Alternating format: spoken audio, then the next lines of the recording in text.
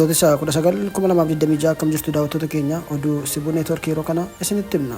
Waldaan walgargaarsa Maccaaf Tuulamaa yaa'ii isaa taa'e.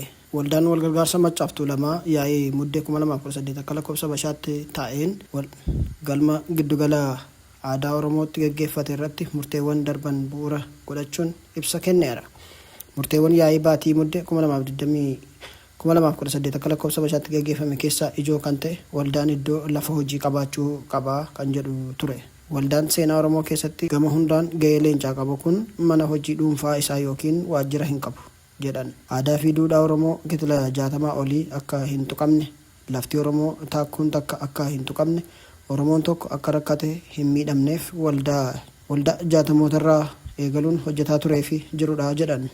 Bara wayyaanee magaalaan guddoo Oromiyaa Adaamaa haa taatu gaafa jedhan jalqaba irratti dura dhaabbachuun kan morme waldaa Maccaaf Tuulamaati jedhu. Sababa sanaan barattoota yuunivarsiitii Finfinnee irraa ari'amanis dandamachiisuuf kan gargaare waldaa kanaa jedhan. Garuu waldaan kun har'a kaaree takka magaalaa Finfinnee keessaa hin qabu jechuun ibsa isaanii keessatti komee qaban ibsataniiru.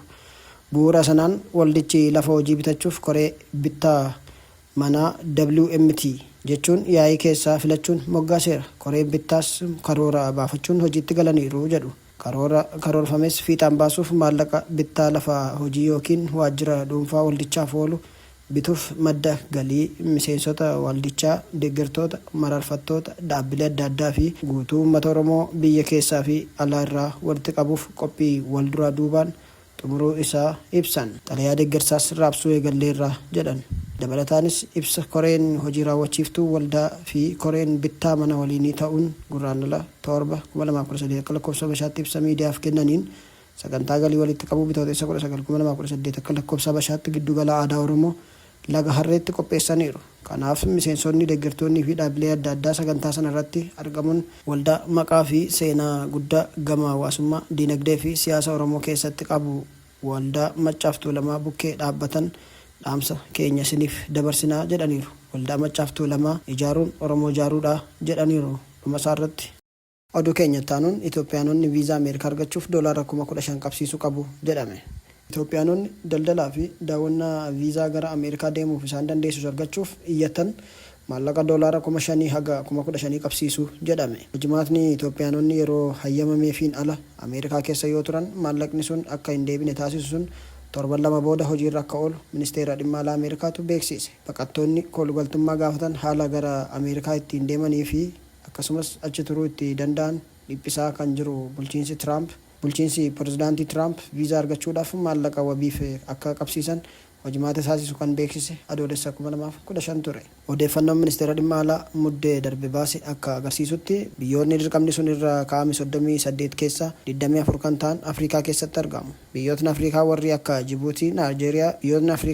Jibuutii, Naayijeeriyaa fi Yugaandaan fa'aa yeroo hojimaata kana keessatti makamanitti Itoophiyaan osoo hin heeramin bulchiinsi pirezidaantii Doonaald Tiraamp amma biyyoota dabalataa 12 dirqamni kun akka irra kaa'amu murteessuu isaanii Reuters aangawa tokko wabeeffachuun gabaaseera. Akka lakkoofsa Itoophiyaatti bitootessa 24/2018 irraa kaasee biyyoota 12 hojiirra ooluu keessaa tokko Itoophiyaa ta'uu odeeffannoon ministeerri dhimma alaa Ameerikaa fuula marsariitii isaa irratti baase ni agarsiisa. Zimbabwee, Tuuniiziyaa, Leesotoo, Moorishees fi Siishels tarreeffama haaraa kana keessatti Itoophiyaa waliin biyyoota Afrikaa biroo makamanidha. Ragaan ministeera dhimma alaa Ameerikaa sun akka agarsiisutti hojimaanni sun kan hojiirra oolu lammiileen gosoota viizaa daldalaa fi tuurizimiif dhufan viizaa B1 yookaan B2 gaafatan irrattidha. Iyyattoonni viizaa argachuu fedhan maallaqni qabsiisan doolaara 5,000, 10,000, 15,000 akka ta'u ibsameera. Namootni viizaa argachuuf iyyatan maallaqa murtaa'an keessaa isa hagamii akka qabsiisuu qaban kan itti himamu kan murtaa'u yeroo gaaffiif deebii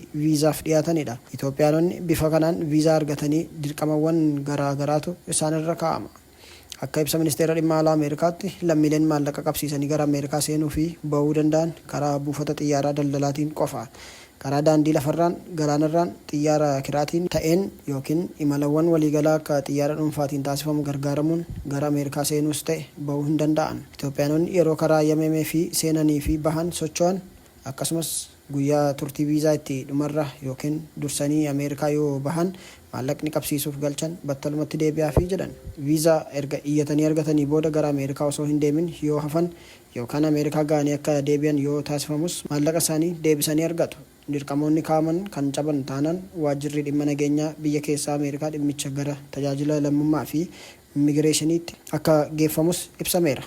Itoophiyaanonni erga Ameerikaa seenanii booda koolugaltummaa gaafachuu dabalatee bakka jiran irraa adeemsawwan namni sadarkaa baqataa ta'e tokko irra jiru guutuu kan jalqaban taanaan maallaqni qabsiisan sun akka hin deebineef ragaan waajjirichaa ni mul'isa. Viizaan imaltoonni argatan guyyaa itti dhumaatii erga darbee booda Ameerikaa keessaa ba'uu fi guyyaan isaanii dhumee booda biyyattii keessa turuunis akkuma kana akka seera cabsuutti lakkaa'ama.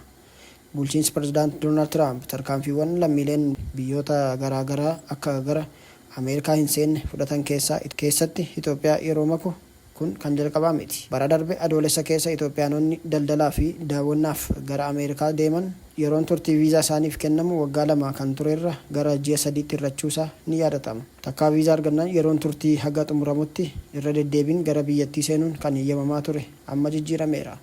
Hojimaanni haaraan turtii yeroo viizaa xumuramuu baannaan takkaa Ameerikaa keessaa erga ba'anii booda viizaadhuma sanaan deebi'anii seenuun akka kanaan dura hin danda'amu. Muddee darbe keessa ammoo Itoophiyaanonni mirga koolugaltummaa hin qabne 5,000 ol ta'an Ameerikaa keessa akka hin ari'atamne hojimaata da'oo seeraa kennamee ture mootummaan biyyattii akka adda citu godheera. Hojimaata kanaan Itoophiyaanonni Ameerikaa keessa turan guyyaa 60 keessatti biyyattii gadhiisanii akka ba'aniif ajajni kennamee kan ture ta'us manni murtii murtee kana yeroodhaaf dhorgee jira.